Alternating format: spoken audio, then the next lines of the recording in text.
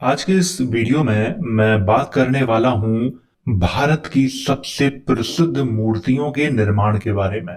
आप लोगों ने पूछा था कि ऐसा कोई ग्रंथ है जिसमें प्राचीन देवताओं की मूर्तियों की चर्चा की गई हो। अगर ऐसा कोई ग्रंथ मौजूद है तो उसमें किन किन देवताओं की मूर्तियों के निर्माण की बात कही गई है, कृपया जानकारी दें। इस वीडियो के अंदर मैं आपको अल्बेरुनी का भारत यात्रा विवरण दिखाने वाला हूं, जिसमें मूर्तियों के निर्माण की चर्चा की गई है। तो आइए वीडियो की शुरुआत करते हैं। अल्बेरुनी के भारत यात्रा विवरण में मूर्तियों के संबंध में जो चर्चा मिलती है वो इस प्रकार मिलती है। ब्रह्मा का एक पुत्र था जिसका नाम था नारद। नारद के मन में भगवान के दर्शनों की एकमात्र अभिलाषा थी। बाहर घूमने जाते समय वह हाथ में एक छड़ी रखता था। इस छड़ी को जब वह पृथ्वी पर फेंकता था तो वह सर्प बन जाती थी, यानी कि सांप बन जाती थी, और वह उससे चमत्कार दिखला सकता था। इस छड़ी के बिना वह कभी बाहर नहीं जाता था। एक दिन अपनी आशाओं के विषय पर ध्यान लगाए वह मग्न बैठा था कि उसने दूर से अग्नि देखी। आग में से ये शब्द सुनाई दिए, जो कुछ तुम चाहते और मांगते हो वह असंभव है। तुम मुझे इस रूप के सिवाय और किसी भी रूप में नहीं देख सकते। ये किसने कहा? अग्नि ने कहा। किससे कहा था? नारद से। जब उसने उस ओर दृष्टिपात किया तो मनुष्य आकार के सदृश एक ओजस्वी रूप दिखलाई पड़ा। उसी समय से विशेष आकृतियों वाली मूर्तियां बनने की प्रथा चल पड़ी। ये एक कहानी है, आप लोग इस पे विश्वास मत करना, क्योंकि ना तो हमें ब्रह्मा का समय मालूम है और ना ही नारद का समय मालूम है। लेकिन भारत में जो मूर्तियां बनी हैं वो अशोक के बाद बनी हैं। उससे पहले जो मूर्तियां बनी हैं उनका हमें ठीक से विवरण नहीं मिलता है। लेकिन ज्यादातर जो मूर्तियां बनी हैं वो सम्राट अशोक के बाद ही बनी हैं। तो इसलिए यहाँ पे जो कहानी बताई गई है मूर्तियों के संबंध में, ये मुझे सही प्रतीत नहीं होती है। आगे लिखा है उनकी एक प्रसिद्ध मूर्ति मुल्तान में थी। मुल्तान आज कहाँ है? पाकिस्तान में है। सूर्य को समर्पित होने के कारण वह आदित्य कहलाती थी। वह लकड़ी की बनी थी और ऊपर से लाल चमड़े में मढ़ी थी। उसके दोनों नेत्रों के स्थान में दो लाल पद्म राग थे। कहते हैं यह पिछले कृत युग में बनी थी। यदि यह कल्पना कर ली जाए कि यह कृत युग के अंत में बनी थी तो उस समय से आज तक 216 432 वर्ष हुए हैं। जब मोहम्मद इब्न अल कासिम यानी मोहम्मद बिन कासिम ने मुल्तान को पराजित किया तो उसने पूछा कि नगर के इतना ऐश्वर्यवान होने और अनेक खजानों के वहां इकट्ठा होने का कारण क्या है? ये किसने पूछा था? मोहम्मद बिन कासिम ने पूछा था। इस पर उसे पता चला कि इसका कारण यह मूर्ति ही है, क्योंकि चारों ओर से यात्री लोग उसके दर्शनार्थ आते थे, यानी दर्शन के लिए आते थे। अतः उसने मूर्ति को वहीं का वहीं रहने दिया, पर परिहास के लिए उसके गले में गोमांस का एक टुकड़ा लटका दिया। किसके गले में? उस मूर्ति के गले में। उसी स्थान पर एक मस्जिद बनवा दी गई। जब करामत वालों ने मुल्तान पर अधिकार पाया तो राज्य पहाड़ी जलम इबन सैबान ने मूर्ति को टुकड़े टुकड़े कर डाला और पुजारियों को मार डाला। किसके पुजारियों को मार डाला? जो सूर्य की मूर्ति थी मुल्तान में, वहां पे मस्जिद बनवा दी गई, मूर्ति को तोड़ दिया गया और पुजारियों को मार दिया गया। उसने पुरानी मस्जिद को छोड़कर अपने भवन को, जो एक उच्च स्थान पर ईंटों का बना दुर्ग था, वहां पे मस्जिद बनवाई। यहां पर थोड़ा समझ लेते हैं क्योंकि कुछ लोगों को समझ में नहीं आया होगा। सूर्य देवता की एक मूर्ति थी जो लकड़ी की बनी थी, जो कृत युग में बनी थी, और वो कहाँ के मंदिर में थी? मुल्तान के एक मंदिर में थी। जब मुल्तान को मोहम्मद बिन कासिम ने जीता तो क्या किया कि उस मूर्ति के गले में गोमांस का टुकड़ा लटका दिया था, यानी उस मूर्ति को खंडित कर दिया था।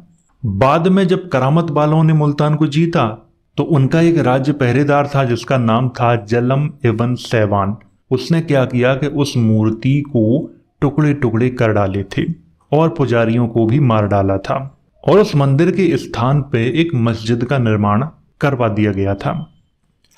आगे लिखा है थानेश्वर। नगरी के लिए हिंदुओं के हृदय में पूजा का बड़ा भाव है। वहां की मूर्ति का नाम है चक्र स्वामिन, अर्थात चक्र का स्वामी। चक्र एक प्रकार का शस्त्र है, यानी चक्र जो है वो एक प्रकार का शस्त्र है। इसका उल्लेख पहले हो चुका है। यह मूर्ति पीतल की बनी है और मनुष्य के बराबर लंबी चौड़ी है। यह इस समय सोमनाथ स्वामी के साथ गजनी नगरी की घुड़दौड़ के चक्कर में पड़ी है। कौन सी मूर्ति? चक्र स्वामिन की मूर्ति जो थानेश्वर में थी। वो उस समय कहाँ थी? गजनी नगर के घुड़दौड़ के चक्कर में पड़ी थी। और उस मूर्ति के साथ किसकी मूर्ति थी? सोमनाथ की मूर्ति थी। सोमनाथ स्वामी महादेव के लिंग अर्थात मूत्र की इंद्रिय की प्रतिमूर्ति है, यानी कि शिवलिंग है। अब बात करते हैं पेज नंबर 157 पे क्या लिखा उस पर। यह चक्र स्वामिन भारत के समय में महाभारत युद्ध का स्मारक बनवाया गया था। अंतर्वर्ती कश्मीर में बोलकर नामी पर्वतों की ओर राजधानी से 3 दिन के मार्ग पर एक शारदा की मूर्ति है। इसका बड़ा पूजन होता है। असंख्य यात्री वहां जाते हैं। अब हम मूर्ति निर्माण के विषय में संहिता से एक पूरा परिच्छेद यहाँ देते हैं। उपस्थित विषय को भली भांति समझने के लिए जिज्ञासु को इससे बड़ी सहायता मिलेगी। बराह मेहर कहता है, यदि दशरथ के पुत्र राम अथवा विरोचन के पुत्र वली की मूर्ति बनानी हो तो 120 कला ऊंची बनाओ। यहाँ पे आपको ध्यान रखना है 120 कला ऊंची।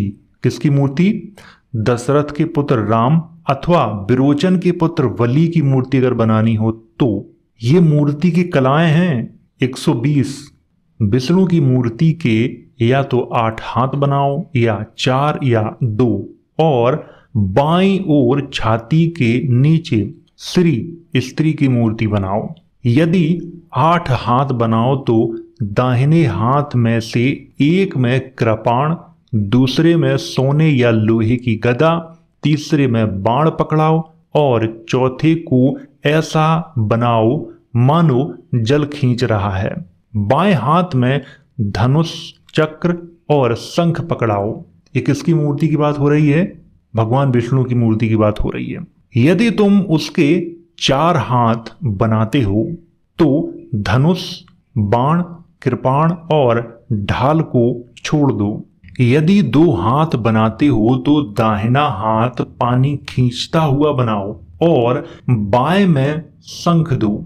यदि नारायण के भाई यानी भगवान विष्णु के भाई बलदेव की मूर्ति बनानी हो तो उसके कानों में कुंडल और आंखें मध्यपसी हों। यदि नारायण और बलदेव दोनों की मूर्ति बनाओ तो उसके साथ उसकी बहन भगवती अर्थात दुर्गा को भी मिला दो। यहां बहुत समझने वाली बात है। भगवान विष्णु का भाई किसको कहा गया है? बलदेव को कहा गया है। भगवान विष्णु और बलदेव की बहन कौन थी? भगवती, जिन्हें दुर्गा भी कहा जाता है। उनको मिला दो। उसका बायां हाथ कक्ष से थोड़ा परे अंग पर धरा हो और दाहिने हाथ में एक पुस्तक तथा कमल का फूल पकड़ा हो। यदि उसे चतुर्भुजी बनाते हो तो दाएं हाथ में से एक में जपमाला दो और दूसरी को जल खींचता हुआ बनाओ। बाएं हाथों में पुस्तक और कमल दो। यदि उसे अष्टभुजी बनाना हो तो बाएं हाथों में कमंडलू अर्थात पात्र, कमल, धनुष और पुस्तक दो। दाहिने हाथों में से एक में जपमाला, एक में दर्पण, एक में बाण और एक जल खींचता हुआ बनाओ। यहां पर किसकी बात की गई है?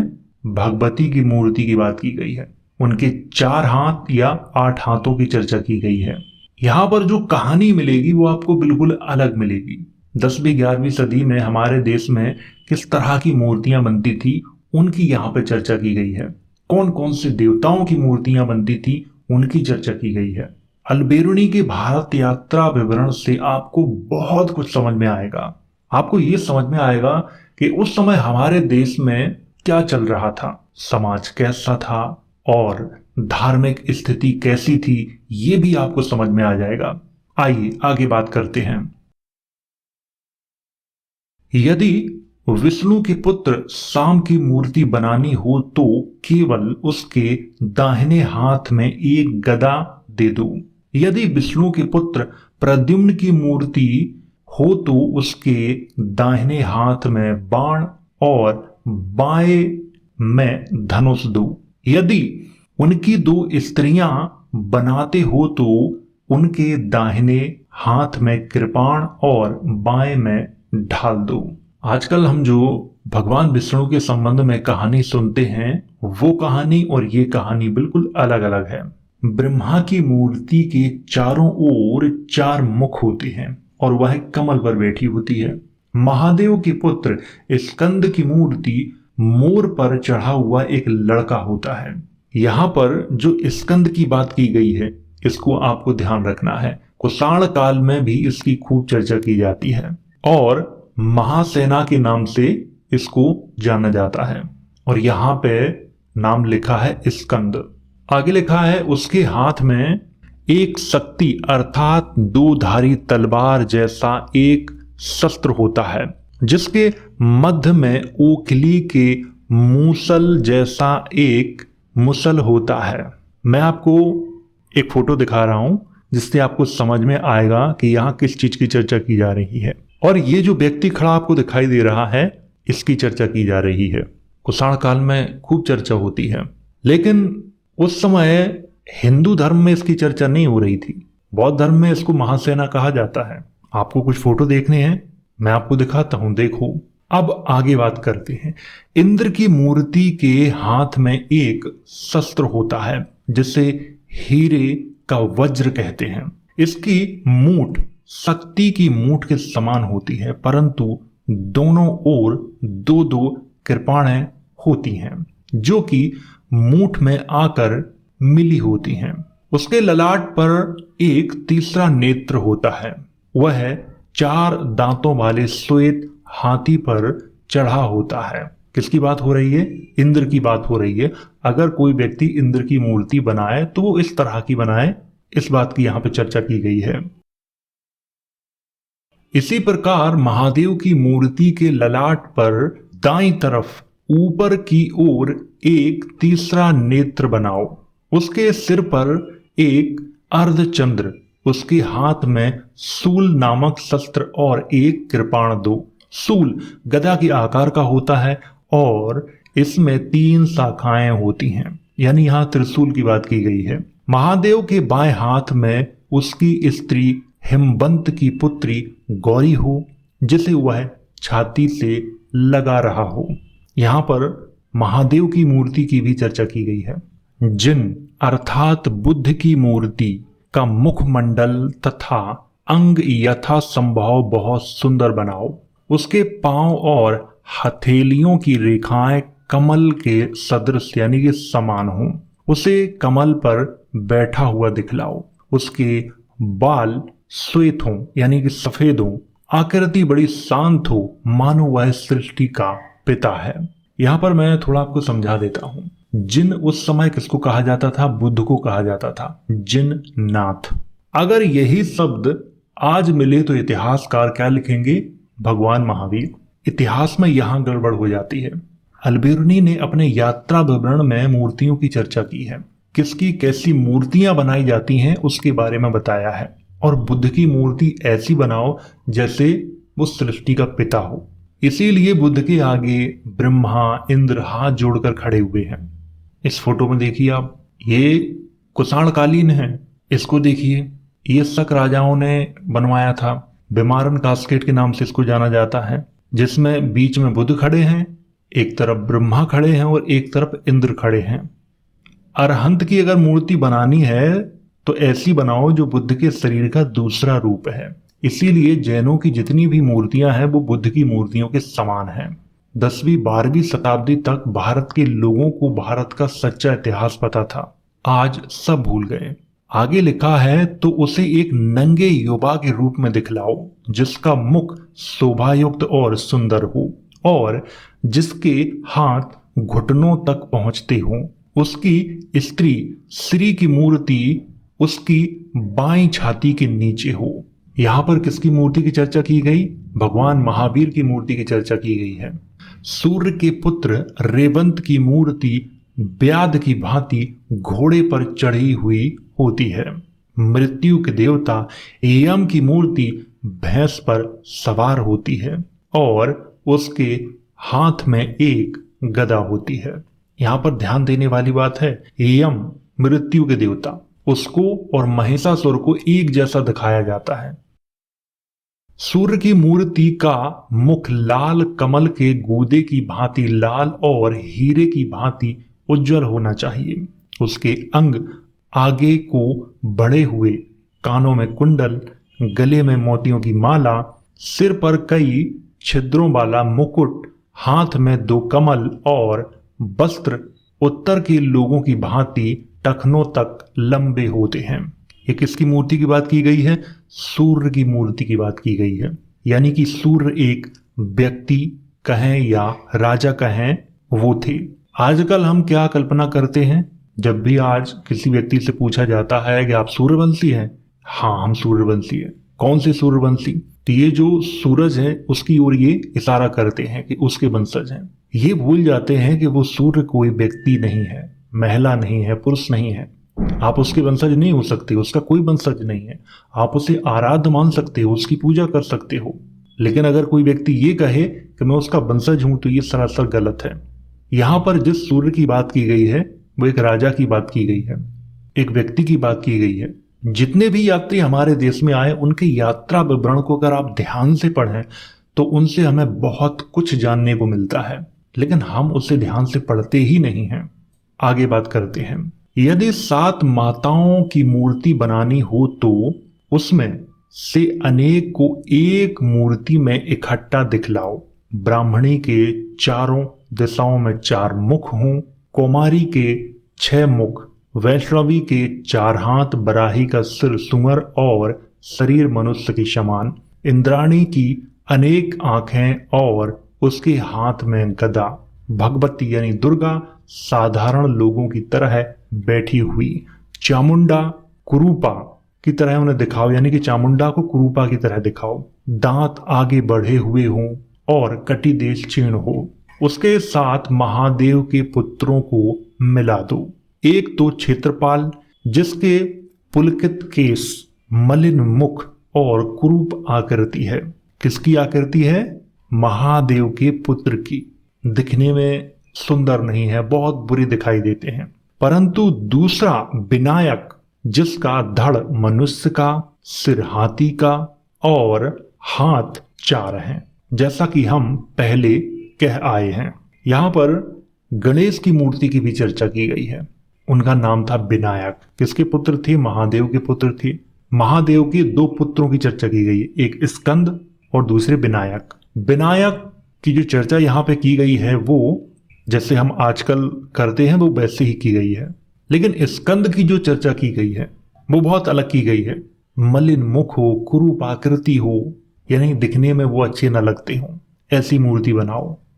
इन प्रतिमाओं के जो पुजारी हैं वो भेड़ों और भैंसों को कुल्हाड़ी से काटते हैं ताकि ये देवता के रुधिर से अपना पोषण करें, अर्थात उसका खून पिएं। अब आप बताइए, ये सारे जो देवता थे उस समय इन्हें बलियां दी जाती थी, भेड़ों और भैंसों को काटा जाता था इनके लिए। आगे और जानकारी लिखी है, अगर आपको पढ़ना है तो आप वीडियो को पॉज करके पढ़ सकते हो।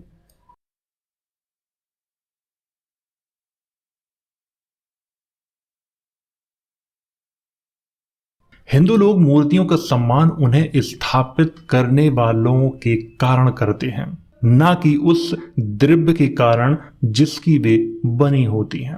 यानी अगर कोई मूर्ति मिट्टी की बनी होती है तो वो मिट्टी का सम्मान नहीं करते हैं, या उस मूर्ति जो बनी है मिट्टी से तो वो उस मूर्ति का भी सम्मान नहीं करते हैं, लेकिन जिसके लिए वो मूर्ति बनाई गई है वो उसका सम्मान करते हैं। जैसे कोई कारीगर है, अगर किसी देवता की मूर्ति बना रहा है तो उस वक्त वो उसके ऊपर पैर रखता है, कहीं कुछ करता है, कहीं कुछ करता है, उस वक्त तक उस मूर्ति का कोई भी महत्व नहीं होता है। लेकिन जब उस मूर्ति को मंदिर में जाके स्थापित किया जाता है तब उस मूर्ति का महत्व होता है और तभी उस मूर्ति का सम्मान किया जाता है। आगे लिखा है, हम पहले कह आए हैं कि मुल्तान की मूर्ति काठ की थी। असुरों के साथ युद्ध की समाप्ति पर जो मूर्ति राम ने स्थापित की थी वह रेत की थी। यहाँ पर बहुत अच्छे से ध्यान रखना है कि असुरों के साथ जब युद्ध हुआ था राम का, तब राम ने एक मूर्ति स्थापित की थी, लेकिन वो रेत की थी। इस रेत को उसने स्वयं अपने हाथ से इकट्ठा किया था, परंतु तब वह सहसा पाषाण बन गई, यानी कि वो मूर्ति बन गई, क्योंकि ज्योतिष के हिसाब से मूर्ति स्थापन का ठीक मुहूर्त उस समय से पहले आ पड़ा था, जबकि शिल्पी और मजूर लोग उस पाषाण मूर्ति की कटाई समाप्त कर सकते, जिसके निर्माण के लिए राम ने वस्तुतः आज्ञा दी थी। देवालय और उसके चारों ओर स्तंभों के बनाने, 4 भिन्न भिन्न प्रकार के वृक्षों को काटने, स्थापना के लिए ज्योतिष के हिसाब से शुभ मुहूर्त निकालने और ऐसे अवसर के अनुकूल अनुष्ठानों के पूरा करने आदि सब बातों के विषय में राम ने बहुत विस्तृत विधि बताई थी। इसके अतिरिक्त उसने आदेश किया था कि मूर्तियों के पुजारी और सेवक भिन्न भिन्न जातियों के लोग नियत किए जाएं। ये किसने किया था? राम ने किया था। जितनी मूर्तियों के ऊपर चर्चा की गई है उन मूर्तियों के अलग अलग जाति के पुजारी जो थे वो नियुक्त करने की जो परंपरा है वो राम ने स्थापित की थी। आगे लिखा है, विष्णु की मूर्ति के पुजारी भागवत जाति के लोग हैं। भागवत जाति के लोग किसके पुजारी हैं? विष्णु की मूर्ति के हैं, ये आपको समझना है। सूर्य की मूर्ति के मग अर्थात मजूस जो हैं वो सूर्य की मूर्ति की पूजा करते हैं। अब यहाँ मग अर्थात मजूस की चर्चा की गई है। ये कौन है? ये पारसी लोग हैं, पारसियों की यहाँ पे चर्चा की गई है। जरदुश्त ने मग मत का ही प्रचार किया था। महादेव की मूर्ति के भक्त एक प्रकार के साधु और यति हैं जो लंबे लंबे केस रखते हैं, शरीर पर विभूति रमाते हैं यानी लगाते हैं, अपने साथ मुर्दों की हड्डियां लटकाए फिरते हैं और खप्परों में भोजन करते हैं। ये किसके पुजारी? महादेव के पुजारी हैं। ब्राह्मण अस्त माताओं के पुजारी हैं। यहाँ पर ब्राह्मण और भागवत दोनों को अलग अलग लिखा गया है, लेकिन आजकल भागवत और ब्राह्मण दोनों एक ही हैं। समन किसकी पूजा करते थे? बुद्ध की पूजा करते थे। समन का है या श्रमण का है, वो बुद्ध की पूजा करते थे। और नग्न लोग अरहंत के भक्त थे। यहाँ जैनों की चर्चा की गई है। सारांश यह है कि प्रत्येक मूर्ति के भक्त अलग अलग हैं, क्योंकि जिन लोगों ने जिसकी मूर्ति बनाई है वही उसकी भली भांति पूजा करना जानते हैं। ये नियम किसने बनाया था? ये नियम राम ने बनाया था। अब आप सोचो, यहां से एक प्रश्न पैदा होता है, क्या राम महावीर और बुद्ध के बाद हुए? तभी तो उन्होंने ये नियम बनाया होगा। यहां से ये प्रश्न पैदा होता है। लेकिन जब मैं ये प्रश्न कर देता हूं तो कुछ लोगों को बुरा लग जाता है, लेकिन जब आप इतिहास पढ़ो तो इसकी बार बार चर्चा आती है। इसीलिए मैं बार बार कहता हूं, लोगों ने अपना इतिहास ठीक से पढ़ा ही नहीं है। यहाँ पर जो नियमों की यहाँ पे बात की गई है वो राम ने बनाए थे। प्रत्येक जो पुजारी हैं अलग अलग जाति के हैं और अलग अलग मूर्तियों के पुजारी हैं। आगे क्या लिखा है वो मैं आपको बताता हूं, जो कि बहुत ही महत्वपूर्ण बात है। ऐसी प्रतिमाएं जैसा कि हम ऊपर कह आए हैं, यानी कि अभी मैंने जो आपको प्रतिमाओं की जानकारी दी वो प्रतिमाएं केवल अशिक्षित तथा नीच जाति के मंद बुद्धि लोगों के लिए ही बनाई जाती हैं। यानी कि जो प्रतिमाएं बनाई जाती हैं वो अशिक्षित लोग, अनपढ़ लोग और नीच लोगों के लिए, और जिनकी बुद्धि है ही नहीं, मंद बुद्धि के लोग हैं, उनके लिए ये बनाई जाती हैं। और आगे लिखा है, हिंदुओं ने परमात्मा की बात तो दूर रही, किसी अन्य अलौकिक सत्ता की भी कभी मूर्ति नहीं बनाई। यानी कि हिंदुओं ने कभी किसी की कोई मूर्ति नहीं बनाई। फिर ये मूर्तियां किसने बनाई थी, किसकी थी ये मूर्तियां? इसीलिए मैं कहता हूं कि हमारे इतिहास को बहुत ही सोच समझ के हमें पढ़ना चाहिए। आज हम जो जितनी भी मूर्तियां देखते हैं, अगर उनका इतिहास ढूंढने निकले तो आज भी मैं ये कह सकता हूं कि एक भी मूर्तियां जो प्राचीन है वो हिंदुओं की नहीं है। आप ऋग्वेद को पढ़ो, वहां पर मूर्ति पूजा की बात नहीं की गई है। पूरे ऋग्वेद में कहीं पर भी किसी भी श्लोक में मूर्ति पूजा की बात नहीं की गई है। वहां यज्ञों की बात की गई है, इंद्र की बात की गई है, अग्नि की बात की गई है, लेकिन मूर्ति पूजा की बात नहीं की गई है। अल्बेरुनी ने भी अपनी यात्रा विवरण में यही लिखा हुआ है। और आगे लिखा है, और अंत में उन्हें यह विदित हो जाए कि सर्वसाधारण किस प्रकार पुरोहितों ने नाना प्रकार के प्रपंचों और छलों द्वारा दासत्व में रखे जाते हैं। क्या कहा गया है वो मैं आपको समझा देता हूं, आपको अच्छे से समझ में आ जाएगा। यहां कहा गया है कि जो साधारण जनता है उसको किस प्रकार पुरोहितों ने प्रपंचों और अपने छलों में गुलाम बनाया है मूर्ति पूजा के द्वारा। उस समय जो जातियां थीं वो अलग थीं, और आज हम जो जाति व्यवस्था देखते हैं वो बिल्कुल अलग है। ये 10वीं 11वीं शताब्दी की बात हो रही है हमारे देश की। इसीलिए मैं कहता हूं कि आज हम जो हमारे देश में बहुत सारी जातियां देखते हैं, ये पूरी की पूरी जातियां मुस्लिम काल में बनी हैं।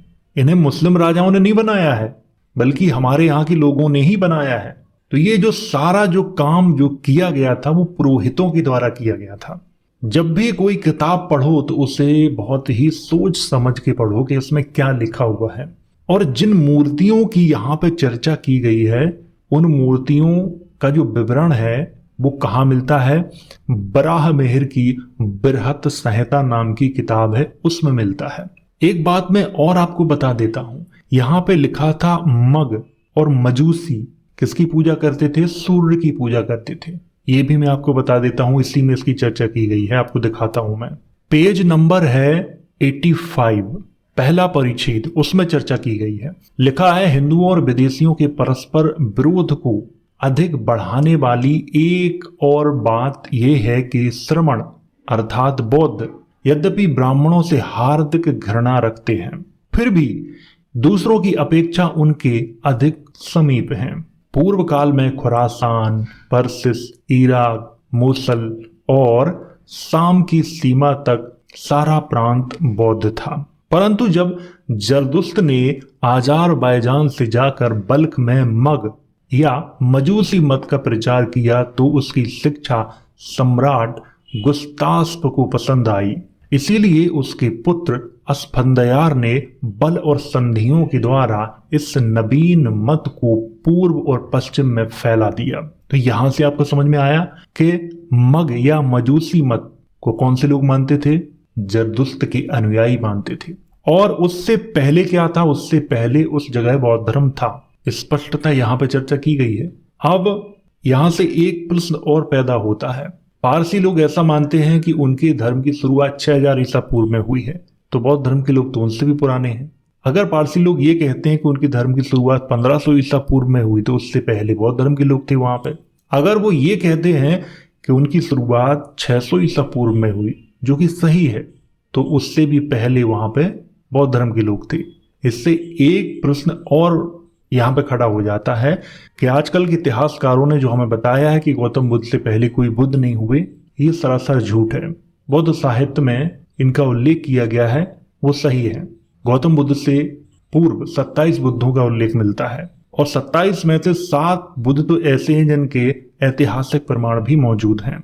अशोक के अभिलेख पढ़ लो, फाहियान ह्वेंत्सोंग की यात्रा विवरण पढ़ लो, अजंता की गुफाओं में जाके देख लो, भरहूत सांची स्तूप पे जाके देख लो।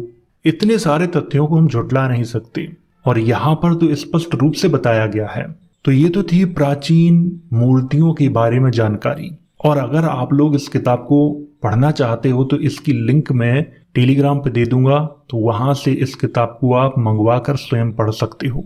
अगर आपका कोई प्रश्न है इसके संबंध में तो कमेंट बॉक्स में आप पूछ सकती हो, मैं वीडियो के माध्यम से उसका उत्तर देने का प्रयास अवश्य करूंगा। तो वीडियो अगर अच्छा लगा हो तो इसे लाइक करें, शेयर करें। वीडियो देखने के लिए धन्यवाद।